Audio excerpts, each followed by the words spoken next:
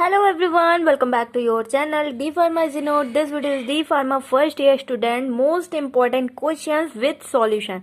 देखिए आप सभी लोगों को हम लोगों को important questions तो बहुत सारे मिल जाएंगे. हर अगर किसी भी YouTube चैनल को चेक करोगे important questions मिल जाएगा, बट उसका solution अगर ढूंढने चलो तो कुछ भी नहीं मिलता है. ठीक है, कहीं पे भी बहुत ज्यादा टाइम वेस्ट होता है, कुछ भी नहीं मिलता. तो आइए आज हम लोग डिस्कस करेंगे इम्पोर्टेंट क्वेश्चंस के साथ ही आंसर्स. और ये क्लास लाइव रहने वाली थी, बट पता नहीं क्या हो गया नेट में, इस वजह से लाइव नहीं ले पाई. रिकॉर्डेड क्लास है. ओके, बट आप लोग कमेंट करोगे, कमेंट का रिप्लाई तो आपकी दीदी देती यार, पता ही है सभी लोगों को. ठीक है, चलो स्टार्ट करते हैं. और बहुत ही अच्छा सपोर्ट बनाना है आप सभी लोगों को. फार्माकोग्नोसिस सब्जेक्ट है और ये बुक है, इससे भी और ये प्रीवियस ईयर के क्वेश्चन पेपर इसमें हैं. ठीक है, दिखा देती हूँ आप लोगों को. और जब तक मैं अरेंजमेंट कर रही हूँ तब तक आप लोगों का काम है कि अपनी दीदी का चैनल जल्दी से सभी लोग, जितने भी बच्चे इंस्टा व्हाट्सएप वगैरह यूज करते हैं, जल्दी से शेयर कर दो जो भी आप यूज कर रहे हो. ठीक है, और ये सिलेबस है. बहुत सारे बच्चों के कमेंट आएंगे ना कि दीदी सिलेबस के अकॉर्डिंग आपने नहीं बताया, मेरा तो सिलेबस चेंज हो गया. तो सिलेबस के अकॉर्डिंग ही मैं वो सारे इंपॉर्टेंट क्वेश्चंस को कवर करवाऊंगी जो कि आपके लिए काफी ज्यादा हेल्पफुल रहने वाला है, विद एग्जाम्पल एक्सप्लेनेशन के साथ. आइए देखते हैं इंपॉर्टेंट क्वेश्चंस की सीरीज को. आई होप आप लोगों ने शेयर कर दिया होगा. अगर शेयर नहीं किया है तो फिर बहुत ही बैड, हेल्प नहीं करना चाहते हो मतलब आप लोग. चलिए देखते हैं आज के इम्पोर्टेंट क्वेश्चंस की सीरीज जो आपके लिए काफी ज्यादा इम्पोर्टेंट है. और ये मेरी कॉपी है जो कि काफी पुरानी हो चुकी है, और इनमें से वही इम्पोर्टेंट क्वेश्चंस आपके लिए काफी ज्यादा हेल्पफुल रहने वाले हैं जो आपके एग्जाम में काफी ज्यादा पूछे जाते हैं. ठीक है, क्योंकि मैंने वही क्वेश्चंस कवर किए थे जो कि रिपीटेड हैं और मोस्ट इम्पोर्टेंट टॉपिक से रिलेटेड है. तो चलिए देखते हैं. यहाँ पे मैंने एकदम शुरुआत से क्यों नहीं कवर करवाया, क्योंकि यहाँ पे शॉर्ट फॉर्म में लिखा है, अभी आपको ये समझ में नहीं आएगा. तो पहले ये जो एकदम एक्सप्लेन है उन क्वेश्चंस को कवर करेंगे, फिर उसको कवर करेंगे. ठीक है, तो देखिए यहाँ पे सबसे पहले हम लोग टॉपिक देखते हैं कोरिएंडर. कोरिएंडर सभी को पता है होगा, धनिया जो होती है हरी धनिया पत्ते वाली. ठीक है, उसी के बारे में, मतलब कि इन्हीं सबसे मिलके हमारी जो दवाइयां बनती हैं फार्माकोग्नोसी में, इनके केमिकल नेम ये सब लिखना रहता है ना. तो ये क्वेश्चन आपसे 3 नंबर में पूछ लिया जा सकता है.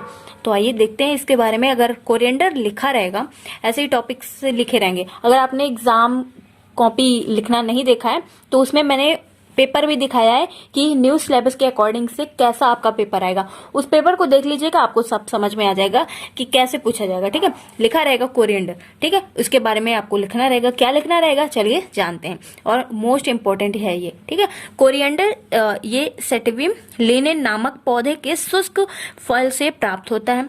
सेटिविम लिनिन, इसके कोरिएंडर क्या है, सेटिविम लिनिन नामक पौधे से शुष्क फल प्राप्त होता है.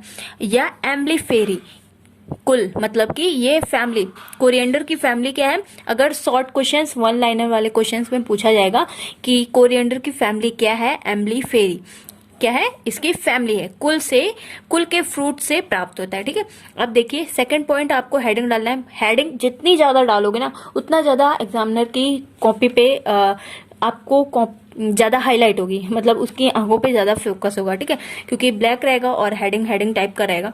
Number second, chemical constant. Volatile oil coriander में कितना होता है, 0.5 से 10% तक क्या होता है, वोलेटाइल ऑयल होता है.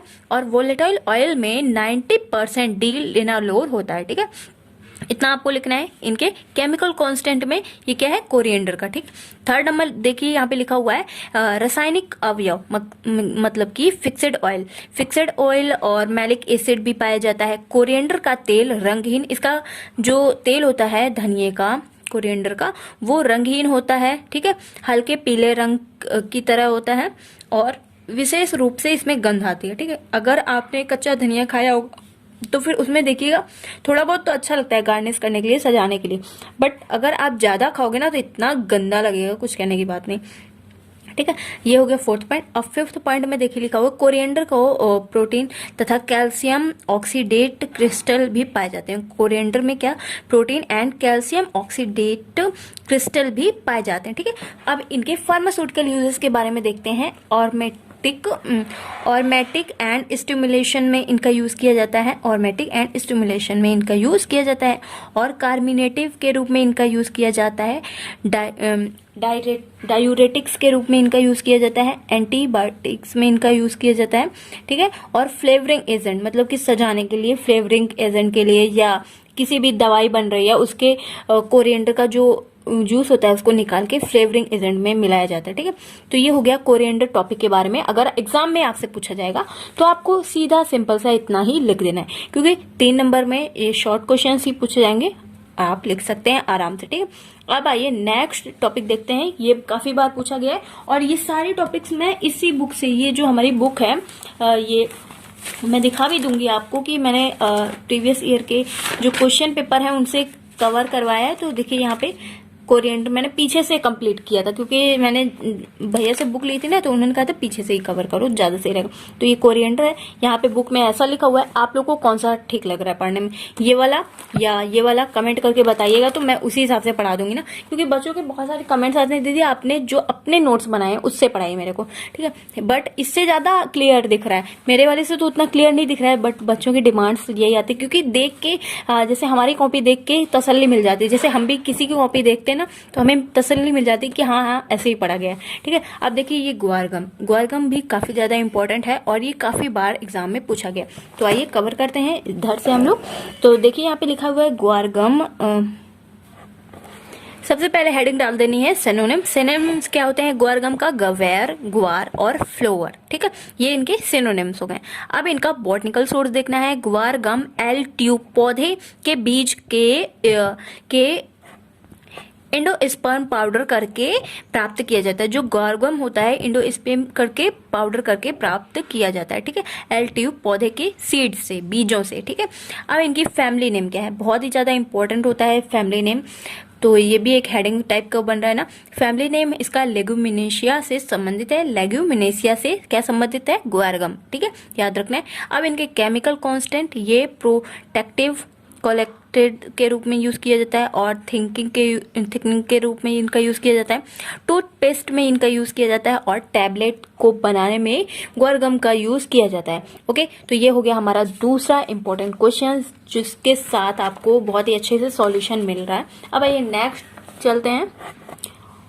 3rd नंबर क्वेश्चन देखिए, औषधि की स्वदेशी प्रणाली। इससे बहुत सारे बच्चों को क्वेश्चन नहीं समझ में आ रहा होगा, बट ये इंग्लिश में अगर आप देखोगे तो ये क्या है, और आयुर्वेदिक सिस्टम के बारे में पूछा गया है। तो देखिए यहाँ पे ये वाला क्वेश्चन रिपीट हुआ था और यहाँ पे बहुत ही ज्यादा डिफिकल्ट टाइप से लिखा हुआ है, तो इसको मैंने बहुत ही इजी करके लिखा हुआ है यहाँ पे। तो आइए देखते हैं कि औषधि की स्वदेशी प्रणाली क्या है। और देखिए यहाँ पे स्टार मार्क है, जिनसे भैया से मैंने बुक ली थी, उन्होंने भी इंपॉर्टेंट समझ के पढ़ा हुआ है और उन्होंने ही स्टार मार्क करके दिया था, पहले से ही था, तो इम्पोर्टेंट तो है ही, जरूर देखना चाहिए, क्योंकि एग्जाम में काफी बार पूछा गया है भाई, हम लोग इंपॉर्टेंट क्वेश्चंस देख रहे हैं ना। तो देखिए यहाँ पे लिखा हुआ है औषधि की स्वदेशी प्रणाली। औषधि प्राप्त करने की मतलब कि आयुर्वेदिक सिस्टम, आयुर्वेदिक जो स्वदेशी प्रणाली होती है, आयुर्वेदिक सिस्टम में कैसे दवाइयों को प्राप्त किया जाता है, कैसे प्रोड्यूस किया जाता है, बनाया कैसे जाता है, ठीक है। तो यहाँ पे देखिए लिखा हुआ है औषधि प्राप्त करने की सबसे पुरानी विधि है, दवाइयों को प्राप्त करने की सबसे पुरानी विधि है, ठीक है। और वो कहाँ से है, यह ग्रीक से प्रचलित हुई थी, ग्रीक यूनानी से, कहाँ से मिली थी, ग्रीक एंड यूनानी से प्रचलित हुई थी, ठीक है। और यह हिपोक्रेटिस एंड ग्लेन ने इसके आधार पर बनाया था, हिपोक्रेटिस ने एंड ग्लेन ने इसके आधार पर बनाया था, ठीक है। यह 4 तत्वों से मिलके बनी है, 4 चीजों से मिलके बनी हुई हैं जो हमारी आयुर्वेदिक सिस्टम में जो भी मेडिसिन आती हैं, क्या है, air, fire, air, water and earth, मतलब कि क्या क्या इंग्लिश में बोला जाए तो आग, पानी, हवा और खनिज से मिलके बनी हुई है, ठीक है, खनिज। तो जीवन व्यतीत करने के लिए इन सभी एलिमेंट्स की बहुत अत्यंत आवश्यक है। रोग के उपचार के लिए प्लांट्स, एनिमल्स एंड मिनरल्स की बहुत ज्यादा आवश्यकता होती है, तभी उससे जाके मिला के दवाइयां बनती हैं, ठीक है। अब आइए नेक्स्ट इंपॉर्टेंट क्वेश्चंस देखते हैं, जो कि काफी बार एग्जाम में पूछा गया है और आपके सिलेबस में भी है। तो चलिए मैं एक बार आपका सिलेबस भी दिखा देती हूँ, नहीं तो बहुत सारे बच्चे कहेंगे दीदी मेरे को ये सिलेबस में मिल नहीं रहा था। तो चलिए आइए दिखाते हैं। तो देखिए पहले सबसे क्वेश्चन इंपॉर्टेंट वाला, प्राकृतिक दवाओं के वर्गीकरण, इसको सिलेबस में देखते हैं। तो ये है classification of drugs, alphabetical, taxonomical, morphological और केमिकल टैक्सोनॉमिकल, सारे ये 2 लेसन से है और बहुत ही ज्यादा इंपॉर्टेंट है। इसकी स्टडी 4 आवर 4 घंटे आप पढ़ोगे तब जाके ये आने वाला है, लेकिन हम लोग बहुत ही जल्दी स्पीड में कवर करने वाले हैं, ठीक है। तो यहाँ पे देखिए रिपीटेड क्वेश्चन पेपर में भी आपके है। तो यहाँ पे देखिए प्राकृतिक दवाओं के वर्गीकरण हिंदी में ये रहेगा और इंग्लिश में जैसा आपने देखा ही है कि दवाओं के क्लासिफिकेशंस, ठीक है। तो देखिए आइए देखते हैं इंपॉर्टेंट क्वेश्चंस को। प्राकृतिक दवाओं के वर्गीकरण को विभिन्न तरीके से रखा गया है, जिसे क्रूड ड्रग्स भी कहते हैं, ठीक है। Crude drugs natural source plants, animals, mineral organs द्वारा प्राप्त की जाती हैं। क्रूड ड्रग्स क्लासिफिकेशंस अत्यंत आवश्यक है, क्योंकि अगर नहीं करेंगे क्लासिफिकेशन तो बहुत ज्यादा मिक्सअप हो जाएगा, क्योंकि दवाइयां थोड़ी थोड़ी ना है, बहुत ज्यादा है, ठीक है। जिससे किसी भी प्रकार किसी भी औषधि का अध्ययन सीक्वेंस से किया जा सके, सीक्वेंस से मतलब कि बारी बारी से किया जा सके, इसलिए इसका क्लासिफिकेशन करना बहुत ही ज्यादा इंपॉर्टेंट है।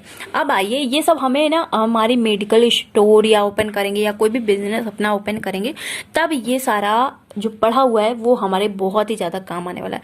ये फार्मेसी की पढ़ाई जितने भी बच्चे कर रहे हैं ना, ये आपकी पूरी लाइफ में काम आने वाला है। तो देखिए यहाँ पे फर्स्ट इसका क्लासिफिकेशन हेडिंग डाल दीजिए फटाक से, और टीचर की आंखों में एकदम चौंका दीजिए, चमकने वाला है हेडिंग, क्योंकि हेडिंग इज अ मस्ट है आपके लिए, बहुत ही ज्यादा जरूरी है, क्योंकि इससे इफेक्ट पड़ रहा है ना, डायरेक्ट दिख रहा है। अगर यही पूरा ब्लू से ही लिखा होता हेडिंग वेडिंग कुछ ना पता चलती तो फिर क्या, कुछ नहीं, ठीक है। और इससे क्या पता चल रहा है। तो देखिए सबसे पहला आपका क्लासिफिकेशन रहेगा अल्फाबेटिकल क्लासिफिकेशन, जिसमें कि क्रूड ड्रग को अरेंज किया जाता है। अल्फाबेटिकल क्लासिफिकेशन में किनको अरेंज किया जाता है, ये पॉइंट याद रखना है भाई, बहुत ज्यादा इंपॉर्टेंट है। अगर आपसे 1 नंबर में पूछ लिया जाएगा तो आपको क्या रखना है, क्रूड ड्रग को अरेंज किया जाता है किसमें, अल्फाबेटिकल क्लासिफिकेशन ड्रग्स में, ठीक है। जैसे कि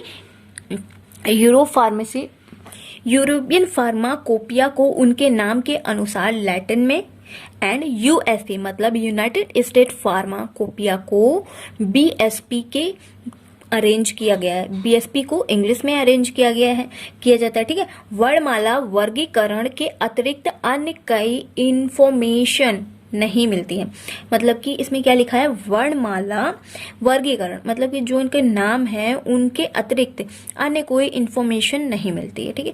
अगर इसमें जैसे कि इंग्लिश में अरेंज किया गया है, लैटिन वर्ड में अरेंज किया गया है, तो इसमें दवाइयों के अलावा जैसे कि इसका नाम है कि पैरासिटामोल, तो उसमें पीपीपी नाम की सारी एक वो रहेगी रैक अलमारी, उसमें पीपी नाम की ऐसे ही दवाइयां रहेंगी, बट सिर्फ नाम पता चलेगा ना, दवाई के इफेक्ट नहीं पता चलेंगे। ये हो गया क्या, अल्फाबेटिकल क्लासिफिकेशंस में। अब आइए टॉक्सोनॉमिकल क्लासिफिकेशन देखते हैं, इसमें क्या कैसे करना पड़ेगा और क्या पता चलेगा। देखिए, और यहाँ पे सेट कर देती हूँ 1 मिनट, ओके ठीक है। देखिए टॉक्सोनॉमिकल में क्या हो, टॉक्सोनॉमिकल स्टडी के अनुसार वर्गीकरण मतलब क्लासिफिकेशन किया गया है। क्रूड ड्रग को फाइल, ऑर्डर, फैमिलीज और जेनर्स में क्लासिफिकेशन किया जाता है। इसमें अधिकतर root, stem, leaves and bark का उपयोग किया गया है, किसमें, टॉक्सोनॉमिकल क्लासिफिकेशन में। टॉक्सोनॉमिकल क्लासिफिकेशंस में पौधे की पहचान नहीं होती है, केवल बॉटनिकल केमिकल कैरेक्टर्स के बारे में ही जानकारी प्राप्त होती है। तो यहाँ पे पता चला आपको कि टॉक्सोनॉमिकल में किसके बारे में पता चलती है, ओनली बॉटनिकल कैरेक्टर्स के बारे में जानकारी प्राप्त होती है, ठीक है। अब आइए नेक्स्ट क्लासिफिकेशन है जो हमारा 3rd पॉइंट, उसके बारे में देखते हैं। यहाँ पे लिखा हुआ है मॉर्फोलॉजिकल क्लासिफिकेशंस, सभी औषधियों के को आकार तथा बाह्य स्ट्रक्चर का वर्गीकरण किया जाता है। सभी का जो बाहरी स्ट्रक्चर होता है, संरचना होती है, चित्र होता है, उसके आधार पर इनका क्लासिफिकेशन किया जाता है। गम, एकेसिया, अगर अगर, जेलेटिन और हनी, मतलब कि इसमें वैसी चीज रखी जाती हैं जो थोड़ी सी लिक्विड और चिपचिप होती हैं, जैसे कि हनी हो गया, जेलेटिन हो गया, जो चिपका आता है, ठीक है, गम हो गया, ठीक। तो यहाँ पे मॉर्फोलॉजिकल क्लासिफिकेशंस के बारे में यहाँ पे बताया गया। अब नेक्स्ट पेज पे चलते हैं हम लोग, उसी के आगे का लिखा हुआ है के अंतर्गत अध्ययन किया जाता है। इस सिस्टम का प्रयोग केवल प्रैक्टिकल क्लास में ही तक सीमित है, ठीक है। तो वो जो है मॉर्फोलॉजिकल, उसका सिस्टम कहाँ तक, सिर्फ प्रैक्टिकल क्लास तक ही सीमित है, ठीक है, ज़्यादा दूर तक नहीं है।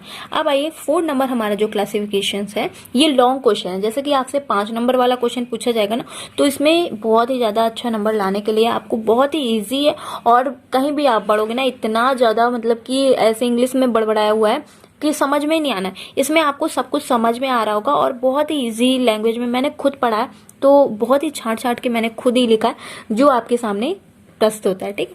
तो देखिए यहाँ पे फार्माकोलॉजिकल क्लासिफिकेशंस के बारे में आपको क्या लिखना है।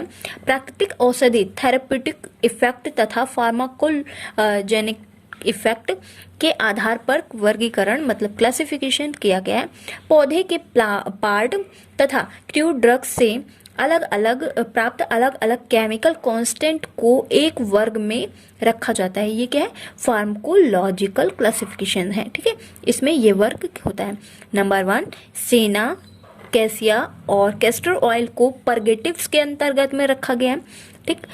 सेकंड नंबर, टैनिन एसिड और अशोका बार्क को एस्टी एजेंट के अंतर्गत में रखा गया है। डिजिटैलिस, सेक्विल और कार्डियोटोनिक को कार्डियोटोनिक के अंतर्गत में रखा गया है, ठीक है, क्योंकि उसके देखिए यहाँ पे लिखा हुआ उनके इफेक्ट के आधार पर उनका क्लासिफिकेशन किया गया है, ठीक। इस पद्धति से ऐसी औषधियां और ऐसी प्राकृतिक औषधियां का समावेश किया जाता है कि केमिकल कांस्टेंट अभी तक ज्ञात नहीं है। इस पद्धति में ऐसी प्राकृतिक औषधियों का समावेश है जिनके केमिकल कांस्टेंट अभी तक ज्ञात नहीं है। मुख्य दोष, एक से अधिक फार्माकोलॉजिकल इफेक्ट वाली औषधियों को अलग अलग वर्ग में रखना पड़ता है, ठीक है।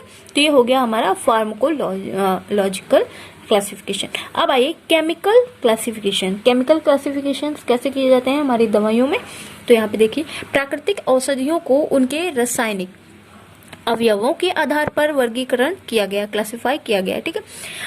केमिकल रासायनिक अवयव को बॉटनिकल सोर्स के आधार पर वर्गीकरण किया गया, ठीक है।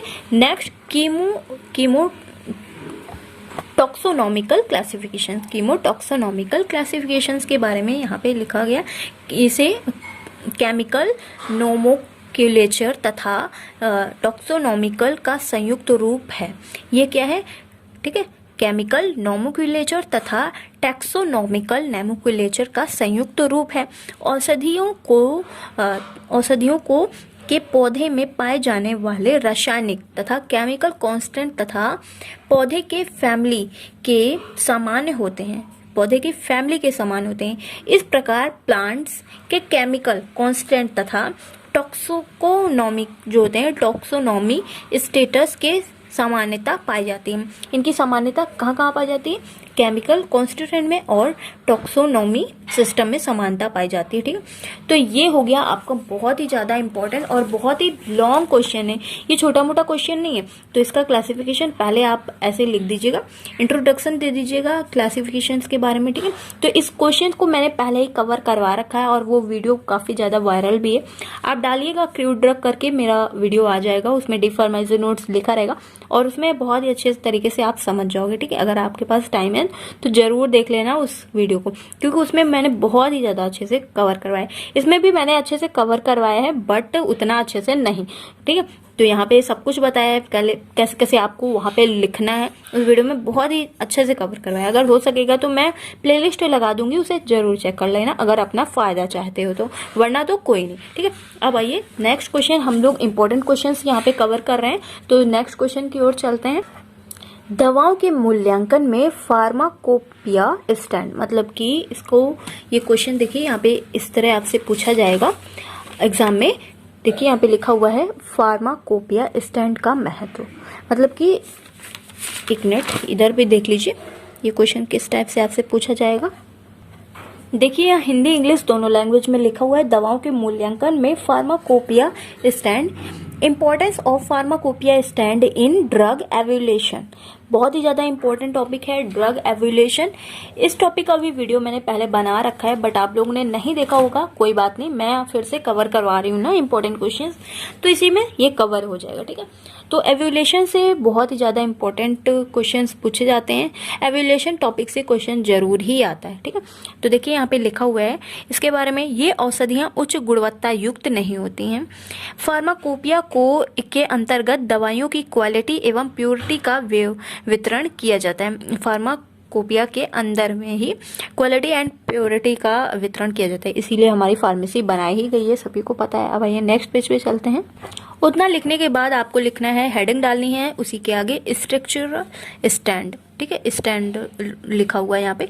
औषधियों का बाध्य संरचना, फार्माकोपिया औषधि का कलेक्शन करने के लिए पौधे की किस भाग से करना चाहिए, यदि इसकी जानकारी नहीं होती है तो कलेक्शन करना असंभव होता है। क्योंकि अगर पौधे के पार्ट्स को कलेक्ट कर रहे हैं, जानकारी नहीं, कुछ भी कूड़ा करकट कोई भी टहनी उठा लिया, ठीक है, क्योंकि बहुत सारी बार्क से, टहनियों से ही दवाइयाँ बनती है ना, तो इस वजह से जानकारी होना आवश्यक है। ठीक है, अब आइए नेक्स्ट देखते हैं। यहाँ पे कार्बनिक तथा अकार्बनिक अशुद्धियों फार्माकोपिया लिमिट के आधार पर ड्रग फार्माकोपिया मानव का अनुरूप नहीं है। ऑर्गेनिक मैटर, एनिमल्स एक्सट्रैक्ट, इनका निर्धारण और सेडिमेंटेशन प्रोसेस एंड फ्लूएशन प्रोसेस द्वारा किया जाता है। ठीक है, अब आइए नेक्स्ट टॉपिक, मतलब टॉपिक क्या है वही हेडिंग है इसी की। फिजिकल एंड केमिकल कांस्टेंट के द्वारा कैसे दवाइयों का कलेक्शन किया जाता है और क्या क्या सिद्धियां रहती हैं इसमें देखा जाता है। फिजिकल कांस्टेंट के आधार के अंतर्गत इनका swelling factor and optical reaction आदि आते हैं। इनके द्वारा किसी ड्रग्स का आइडेंटिटी, प्योरिटी पता चलता है। उदाहरण में पेपर हो गया और लेयर हो गया, गैस हो गया, जैसे इनके द्वारा किसी ड्रग्स का विभिन्न अवयवों तथा उनकी मात्रा के बारे में जानकारी मिलती है। ठीक है, तो ये हो गया हमारा नेक्स्ट टॉपिक कवर। अब आइए नेक्स्ट इम्पोर्टेंट टॉपिक है, ये शॉर्ट क्वेश्चन में पूछा जाएगा आपसे या लॉन्ग में भी पूछा जा सकता है, तो आपको इसकी प्रिपरेशन करके चलना है कि सर्जिकल ड्रेसिंग बहुत ही ज़्यादा इंपॉर्टेंट है और बहुत बार पूछा गया है और इसके बारे में पता भी होना चाहिए क्योंकि बहुत ही इजी है। ठीक है, सर्जिकल ड्रेसिंग के बारे में पूछा जाएगा। और हैंडिंग फॉर वुंड के मुख्य कार्य क्या है। नंबर फर्स्ट, इंजरी इन्फेक्शन से प्रिवेंट करता है और हीलिंग वुंड करता है, मतलब कि घाव को भरता है। ठीक है, सर्जिकल ड्रेसिंग के क्या क्या वर्क होते हैं। और आउटसाइड लिक्विड से बचाता है। ठीक है, शल्य पट्टी जिसे 3 पार्ट होते हैं। ठीक है, वुंड फेशिंग लेयर और एब्जॉर्ब लेयर, आउटर लेयर। ठीक है, ये 3 पार्ट हो गए। अब देखिए यहाँ पे लिखा हुआ है, एक मिनट, आपको दिख ही नहीं रहा होगा यहाँ पे, मैंने ध्यान नहीं दिया। यस, अब आपको दिख रहा होगा यहाँ पे क्लियरिटी से। ठीक, अब देखिए यहाँ पे लिखा हुआ है कपास के रेशों से बनाने की विधि, कपास को रेशों से बनाने की विधि। कॉटन वुंड का मोस्ट इम्पॉर्टेंट फाइबर होता है। ठीक है, क्या होता है, फाइबर है। फैमिली मेलावेशिया होती है, इसकी फैमिली कपास की क्या होती है, कॉटन की मेलावेशिया होती है। कपास विश्व की सबसे अधिक औद्योगिक सफल है, विश्व की सबसे अधिक औद्योगिक मतलब बहुत ज़्यादा यूज किया जाता है इसका, कपास का। इनके बॉटनिकल सोर्स हैं ग्रेस्पियम हार्वेसिया, ग्रेस्पियम इंडिका एंड नेक्स्ट पेज पे ग्रेस्पियम निग्लेक्ट, ग्रेस्पियम प्रिवेंटिव। ठीक है, तो ये हो गया, सही से पढ़ लेना। ठीक, ये हो गया इनका क्या हो गया, बॉटनिकल सोर्स। ठीक, अब देखिए यहाँ पे लिखा हुआ है कपास के रेशे बनाने की विधि। कपास के जो कॉटन होता है उसके रेशे कैसे बनाए जाते हैं। ठीक है, कपास का पौधा एक वर्षीय पौधा होता है। पुष्प पीले रंग के होते हैं तथा फल कैप्सूल से जैसा होता है और 75 फ़ारेनहाइट से 30 से 40 सेल्सियस डिग्री वाले स्थानों पर यह कपास उत्पन्न होती है। फलों के बीज और रंग को एकत्रित कर लिया जाता है जिससे सामान्य रूप से कॉटन बनाया जाता है। ठीक है, तो ऐसे ही कॉटन बनाया जाता है। अगर नहीं पता होगा तो पता चल गया होगा आप लोग को। अब देखिए इनके केमिकल कॉन्स्टेंट, सामान्य रूप से कपास के रेशियो में 1.3% प्रोटीन, 0.9 पैक्टस पदार्थ और 1.2 से 99 पॉइंट पानी, बहुत कम मात्रा में रंग द्रव्य पाए जाते हैं। ठीक है, बहुत ही कम मात्रा में रंग कलर्ड पाए जाते हैं। अब आइए इनके यूजेस देखते हैं, क्या लिखा हो। यूज फॉर कॉटन, कॉटन का यूज कहाँ कहाँ, जल्दी से बताओ कमेंट करके सभी लोग, अगर पता है तो। देखिए, कॉटन विभिन्न प्रक्रमों से गुजरकर वस्त्र निर्माण में आता है। इसके अतिरिक्त रुई, प्लस और कुशन वगैरह बहुत सारी चीजें बनाने में इनका यूज फिल्म में आता है। ठीक है, chemical constant cotton malice regiment 1% एल्कोलिन और सॉल्यूशन के साथ वॉयलेट कलर मतलब बैगनी कलर देता है। कपास अमोनिया विलयन में विलय होकर ब्लू कलर देता है। ठीक है, ये हो गया इसका केमिकल टेस्ट, मतलब कैसे पता किया जाता है कि हाँ ये कपास है। ठीक है, अब आइए नेक्स्ट इंपॉर्टेंट 7 नंबर क्वेश्चन हम लोग देखिए, यहाँ पे 7 नंबर क्वेश्चन कवर कर चुके हैं।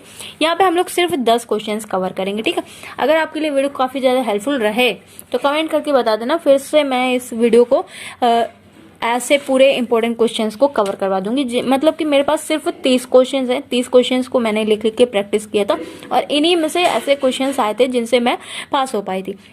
देखिए 10 क्वेश्चन आप लोग यहाँ पे कवर ही कर लोगे, बचेंगे 10, फिर 10 ऐसे ही कवर करवा लेंगे, फिर आप लोग भी अपनी उम्मीद लगा लोगे कि हाँ हम लोग भी पास हो सकते हैं। ठीक है, सिंकोना की TS निम्न टिश्यू में पाए जाते हैं। तो इसका पहले मैं आपको क्वेश्चन दिखा देती हूँ कि कैसे पूछा जाता है। तो देखिए यहाँ पे क्वेश्चन इस टाइप से आपसे पूछा जाएगा, सिंकोना और भी ऑप्शंस दिए रहेंगे यहाँ पे, धतूरा के साथ संग्रहण और तैयार करने की विधि तथा उनका स्ट्रक्चर कैसे होता है ये सब बताना है। ठीक है, तो हम लोग चलिए कवर करते हैं अपने नोट से, जहाँ पे मैंने बहुत ही इजी तरीके से लिखा हुआ है। स्ट्रक्चर मैं दिखा दूंगी आपको। ठीक है, तो देखिए यहाँ पे लिखा हुआ है TS के टिश्यू पाए जाते हैं। ठीक है, देखिए यहाँ पे सबसे फर्स्ट नंबर आपको वो हेडिंग डालनी है, कॉर्क सेल के कई स्तरों से बना होता है जो कि रेडियल में विभक्त है। इनकी दीवार पतली होती है। कॉर्क की दीवारें कैसी होती हैं, पतली होती हैं, गहरे लाल रंग की होती हैं और सुब्रियम युक्त होती हैं, सुबेरिया युक्त होती हैं। ठीक है, ये हो गई कॉर्क के बारे में जानकारी। अब देखिए कॉर्टेक्स के बारे में जानकारी। पैरेंचाइमेटस सेल्स से बनी पतली दीवारें होती हैं। इनकी कोशिकाओं में गहरे रंग का पदार्थ स्टार्च के दाने तथा कैल्शियम ऑक्सीलेट के सूक्ष्म कण पाए जाते हैं। कॉर्टेक्स में क्या पाया जाता है, गहरे रंग के स्टार्च के दाने, कैल्शियम, कॉर्टेक्स के सूक्ष्म कण पाए जाते हैं। ठीक है, ये हो गई कॉर्टेक्स के बारे में जानकारी। और फिर देखिए यहाँ पे मैंने स्ट्रक्चर बना रखा है बड़ा ही छोटा सा, पेजों को बचत करने के लिए। तो ये स्ट्रक्चर वही वाला है जो मैं आपको दिखा रही थी। और इनके देखिए सिलेक्शन नेम लिखा हुआ है, सेक्शन नेम, और ये कॉर्टेक्स हो गया, ये कॉर्क हो गया। ठीक है, 5 ही नाम लिखे हैं मैंने क्योंकि फ्लोएम मतलब कि जो इजी लगा है। इसमें तो बहुत सारे हैं लेकिन आपको क्लियर मैं दिखा दे रही हूँ। अगर लेना चाहो तो स्क्रीनशॉट खटाक से ले लो और फिर जो इजी लगे, कम से कम कोई भी स्ट्रक्चर बना रहे हो आप तो 5 नाम रट लो। ठीक है, 5 ही नाम बहुत होते हैं। ठीक है, तो इतना ज्यादा आपको एक पे ही नहीं फोकस करना है, बहुत सारे स्ट्रक्चर्स रहते हैं। जैसे कि यहाँ पे देखिए धतूरा का भी हो गया। ठीक है, अभी इसको भी कवर करवाएंगे। तो ऐसे ही पूछा जाता है, इसके 5 नाम लर्न कर लेना, बहुत ही ज्यादा इजी रहेगा और आपके लिए अच्छा भी रहेगा। ठीक, तो देखिए इसी के आगे लिखा हुआ है फ्लोएम के बारे में बताया गया है। ये है फ्लोएम। ठीक, ये चौड़ी होती हैं, इनमें क्या होता है, साइवव ट्यूब तथा फ्लोएम फाइबर पाए जाते हैं। स्टेटिव वॉल्स होते हैं और ये मेड्यूलरी रेस 2 या 3 कोशिकाओं की बनी होती हैं। कॉर्टेक्स तक फैली होती हैं। कॉर्टेक्स तक, ये कहाँ तक फैली रहती है, पूरे कॉर्टेक्स तक फैली रहती है। ठीक है, तो ये हो गया इसकी फ्लोएम के बारे में जानकारी। अब आइए नेक्स्ट टॉपिक था हमारा धतूरा, इसको कवर करते हैं क्योंकि इन दोनों में से कोई ना कोई तो पक्का ही है, आना ही है। ठीक है, और इन दोनों के अच्छे से लर्न कर लेना, शॉर्ट ही है, ज्यादा लंबा नहीं हो, इतना इजी लैंग्वेज में लिखा है भैया, कोई भी बच्चा भी लर्न कर लेगा। ठीक है, धतूरा TS और इसके बारे में, और ये एनाटॉमिकल स्ट्रक्चर है। और ये जो हम लोग ने अभी कॉर्टेक्स सिंकोना वाला देखा था, ये टिश्यू वाला स्ट्रक्चर है। ठीक है, और ये एनाटॉमिकल स्ट्रक्चर है। ठीक, देखिए यहाँ पे फर्स्ट नंबर लिखा हुआ है एपिडर्मिस। एपिडर्मिस 2 सतह क्यूटिकल तथा घिरी होती हैं। ऊपरी सतह पर एक लेयर होती है जो दो प्रकार की ट्राइकोम्स पाए जाते हैं, ठीक है। और फिर इसमें देखिए ये एक पॉइंट है, इसी का पॉइंट है ये ग्लैन्युलर ट्रिकोम्स। यह बहुकोशिकी होती हैं, ठीक है, बहुकोशिकी होती हैं जिनमें पेडिकल्स हेड्स होते हैं, ठीक है। ये देखा ही होगा आप लोगों ने धतूरा में। तो देखिए, और नेक्स्ट हमारा हेडिंग है बी नंबर, कवरिंग ट्राइकोम्स है ये। यह बहुकोशिकी तथा हेड में नुकीला नहीं होता है। ये बहुकोशिकी होती हैं और हेड में नुकीली नहीं होती, ठीक है। और फिर हमारा दूसरा नंबर है ये पहला नंबर में 2 पार्ट थे ए बी। अब देखिए दूसरा नंबर है ये मीसोफिल के बारे में। यह 2 ग्रुप में विभाजित होते हैं। इसका फर्स्ट नेम है पेलेसाइड्स में और दूसरा स्पंज पेलेसाइड्स में। एकल स्थल संघट कोशिकाएं लंबी होती हैं और स्पंज नुमा जो के अंतर्गत कोशिका स्थल पाए जाते हैं। इसमें माइक्रो स्फेरोडिलियम क्रिस्टल तथा स्फेराफाइडस भी पाया जाता है, ठीक है। तो ये हो गया इसका, और इसको मैं एकदम एक बार क्लियरिटी से दिखा देती हूँ क्योंकि ये इसमें बहुत ही खिंची पिची लिखा हुआ है। तो ये है पूरा लंबा है यहाँ पे, बट मैंने शॉर्ट करके लिखा हुआ है। 1 मिनट में स्क्रीनशॉट लो या वीडियो को प्रेस करके पढ़ लो, ठीक। अब देखिए इसका स्ट्रक्चर देखते हैं। तो इसका स्ट्रक्चर ये है, और इसके स्ट्रक्चर में जाइलम हो गया, फ्लोएम हो गया और स्टोमेटा हो गया, मैडिबर हो गया, ठीक है। और ये एस मोड क्यूटिकल हो गया, ठीक। तो ऐसे ही करके 2-3 नाम लिख लो और ये ऐसे ही स्ट्रक्चर बना लो। ये कैसा मतलब कि चिड़िया उड़ता हुआ, पंख हुआ, मेढक जैसा बना लो, ये और कुछ नहीं। ये टांग हाथ बना दो मेढक के, और ये ऐसे पेट वैसा, बस ऐसा ही बना दो, या टेडी जैसा बना दो। बहुत ही ईजी है और थोड़ा सा याद कर लेना है। और ये ऐसे से त्रिभुज टाइप का ये देख रहे हो ना, स्क्वायर वगैरह बना दो, बहुत ईजी है, हो जाएगा सबसे। और नेक्स्ट आगे का देखते हैं इसी का मेडबिर के बारे में। यह 2 सतहों पर कोलेनाइमा नामक कोशिकाएं पाई जाती हैं। कोलेनाइमिया नामक कोशिकाएं पाई जाती हैं। इसके नीचे कॉर्टिकल पैरेन्काइमा का सतह होता है, ठीक है, जिसमें कैल्शियम ऑक्सीजिलेट तथा माइक्रो स्फेनॉइल क्रिस्टल पाए जाते हैं। माइक्रो स्फेनॉइल कोशिकाएं पाई जाती हैं, ठीक है। तो ये हो गया इसके बारे में, और आई होप आपको अच्छे से समझ में आ गया होगा। अब आइए 9 नंबर क्वेश्चन देखते हैं, जो कि बहुत ही ज्यादा शॉर्ट है, ओपियम, और बहुत ही ज्यादा इंपॉर्टेंट है। बिल्कुल भी इसको हल्के में नहीं लेना है। ओपियम काफी बार पूछा गया है टॉपिक, क्योंकि जब आप सेकंड ईयर में जाओगे ना, तो ओपियम से रिलेटेड इतनी सारी medicine, classification, pharmacology and toxicology में आपको लर्न करना रहेगा। फिर जानोगे कि हाँ भाई ओपियम सही से मेरे लिए इम्पोर्टेंट था, खासकर मैं बोलने वाली थी। तो देखिए यहाँ पे लिखा हुआ है, ये कौन सी फैमिली से बिलोंग कर रहा है? पेपावेरेसी फैमिली से बिलोंग कर रहा है। कौन सी? पेपावेरेसी फैमिली से के पौधे से पेपावेर सोमनीफेरम से बिलोंग कर रहा है, ठीक है। अब आइए आगे देखते हैं। के फलों से प्राप्त किया जाता है ओपियम? कौन से फलों से प्राप्त किया जाता है? आप लोगों ने देखा ही, पेपावेर सोमनीफेरम के फलों से प्राप्त किया जाता है। यह 1 वर्षीय पौधा होता है। बड़े पुष्पों वाले शाकीय पौधे होते हैं। फरवरी के मध्य में, मतलब इसी टाइम्स में, तथा अप्रैल के अंत तक इनका कल्टीवेट किया जाता है, ठीक है। और ये डिजिटैलिस यह एक जंगली द्विवर्षीय शाखा होते हैं। अप्रैल के महीने में एकत्रित किया जाता है और इन्हें 60 डिग्री सेल्सियस से कम तापमान पर छाया में सुखाया जाता है, ठीक है।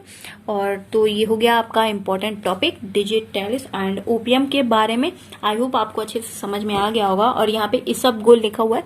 इस टॉपिक को मैंने पहले कवर करवा रखा है और आई होप आप लोगों ने देखा होगा। तो आइए अब हम लोग 11 नंबर क्वेश्चन देख लेते हैं, जो कि आपके लिए काफी ज्यादा इम्पोर्टेंट है और ये एग्जाम में काफी बार पूछा गया है।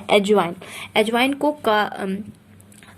बहुत ही इनका सोर्स है, सोर्स क्या बोलते हैं, सिनोनिम है इसका कैरवियम कैप्टिकम भी कहा जाता है। एजवाइन को इसमें कैरवियम कैप्टिकम भी कहा जाता है। बॉटनिकल सोर्स या 1 वर्षीय शाखा होते हैं तथा इसमें ट्रेचाई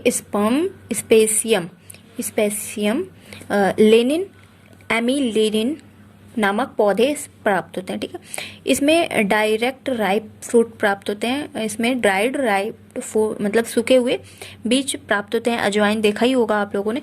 और इनके केमिकल कांस्टेंट 3 से 4 वाष्पशील तेल पाए जाते हैं, प्रोटीन पाया जाता है, टॉनिक पाया जाता है और इसमें मुख्य रूप से अवयव होते हैं। इनमें मुख्य अवयव होते हैं। ठीक है, और इनके फार्मास्यूटिकल यूजेस के बारे में देखते हैं। तो यहाँ पे लिखा हुआ है इनका फार्मास्यूटिकल यूजेस। फ्लेवरिंग एजेंट में इनका यूज़ किया जाता है और बहुत सारे आप लोग ने देखा होगा कभी मम्मी लोग को या खुद भी बनाते होंगे तो अजवाइन पूड़ी वगैरह में डालते हैं, जिसे चाय के साथ बहुत ही अच्छे से खाते हैं। अजवाइन आटे में अजवाइन और नमक डाल के जब गूंथी जाती है पूड़ी बनाया जाता है तो ठीक है।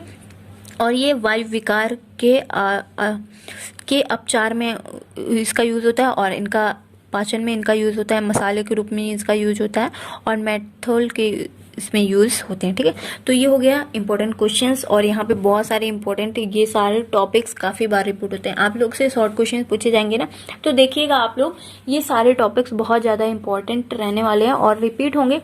तो आई होप आपके लिए काफ़ी ज़्यादा हेल्पफुल रहा होगा। अगर हेल्पफुल रहा है तो कमेंट करके बताइएगा मेरे को। आप एक ही बच्चे हो ना, आपके लिए हेल्पफुल रहेगा तो भी मेरे को चलेगा। बट मैं सोचती हूँ कि मेरे से अगर एक ही बच्चे की हेल्प हो रही है तो मैं भी करने को तैयार हूँ। ठीक है, क्योंकि मैं जो हेल्प कर रही हूँ ये आज आपको हो रही है बट आगे चल के 100 लोगों को होगी। तो इस वजह से उन 100 लोगों में आप भी आओ, जिससे कि आप अपना भविष्य आगे अच्छा बना सको, क्योंकि ये इंपॉर्टेंट क्वेश्चंस है और ये वही क्वेश्चंस हैं जिनको मैंने खुद पढ़ के अपना एग्जाम दिया था और आगे चल के आगे आए हैं। ठीक है, रजिस्ट्रेशन करवाया। तो आई होप आपके लिए वीडियो काफ़ी ज़्यादा हेल्पफुल रहा होगा। अगर हेल्पफुल रहा है like share and subscribe. Thank you. Take care. I meet to next video. अगर किसी भी टॉपिक से रिलेटेड वीडियो चाहिए comment now. Bye bye guys.